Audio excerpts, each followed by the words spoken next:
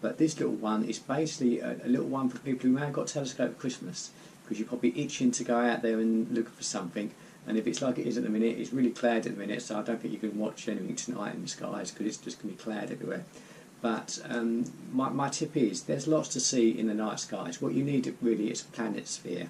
Google a planetosphere. You can get things on your apps, but an actual planisphere is better because the brightness of the phone on your eyes, it mucks up your eyes when you're out there.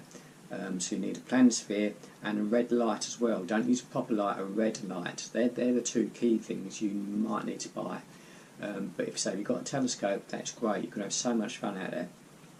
And you will see over the course, you will see star clusters, you will see nebulas, you will see galaxies, all that sort of stuff. But stick to the most best, coolest, neatest, easiest thing to find in the night sky, and that's the moon, because the moon is the best thing to see. Depending what telescope you got, you might have a go-to mount, so it computerised it would find it for you. If you've got a manual mount, you can still see it. You know, there's two little levers there, I think, from memory, and it will move it, and it's so easy to find. If you've got binoculars, you can see the moon with better definition, but you can't do some things I'm going to suggest, or one of the things I'm going to suggest. So basically, the first thing to know with the moon is don't go looking at the moon when it's a full moon, because yes, you will see the moon and you will see craters, but you won't really see the craters. You'll just see them as big white blobs. If you go out there when the moon is coming up to a half a moon, not quite a full moon, so anything sort of some sort of crescent going on, half moon, sort of that sort of crescent there, that's the best time to go, because what happens there is the moon's always there, the sun's always there shining in the sky. It will shine upon the moon, but it will cast shadows upon the craters of the moon and the mountain ranges, and that's the best time you see it. You see such better stuff. But once you've seen the moon and you think this is really cool, I'm now going to pop up a picture. I've took lots of pictures. If you go back through this playlist, because there's a whole playlist of there's not many things at the minute, but there's a playlist of what's going to be in the night sky throughout this coming year, 2019. I've got a little vlog or two vlogs at the minute on the InSight mission, which is on Mars. I'll do a little astronomy blogs. So if you're not subscribed to the channel, hit the subscribe button, hit the notifications when I upload videos, then you don't miss out on what I might want to talk about that you might find of interest.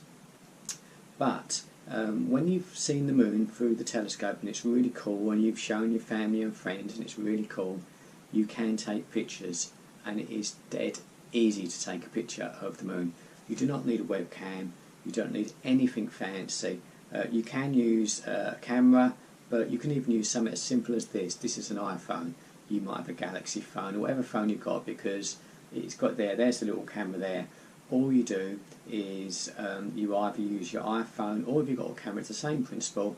If that is, say, your little viewfinder, you literally just put that on top there. Make sure it's your camera or your iPhone is focused. Click, done. Camera taken, picture, result. And it is that easy, So as I'm talking now, I'm only going to post up one, maybe two pictures of what I've taken.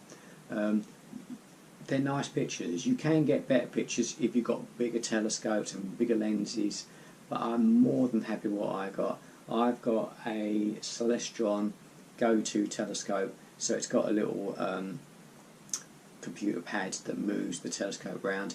There's also a self-aligning one, so I can literally press it and it will just self-align in the skies, because with a telescope with a computerised mount, it has to align itself with certain points so it knows where it is. If you've got a manual telescope, there's nothing wrong with that. I started off a manual one. You've got your two little levers there which do sort of that and all that, and you'll get used to that as you do it. But that's my biggest tip. If you've got a telescope for Christmas, start small but be big at the same time. Just look for the moon. You will not be disappointed. It's the best thing to look at. Of all the things you can look at, I still love looking at the moon the most, because I just love looking at the craters.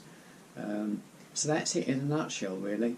Look for the moon, Look for some sort of crescent, not a full moon. Get a camera or an iPhone, take pictures, enjoy.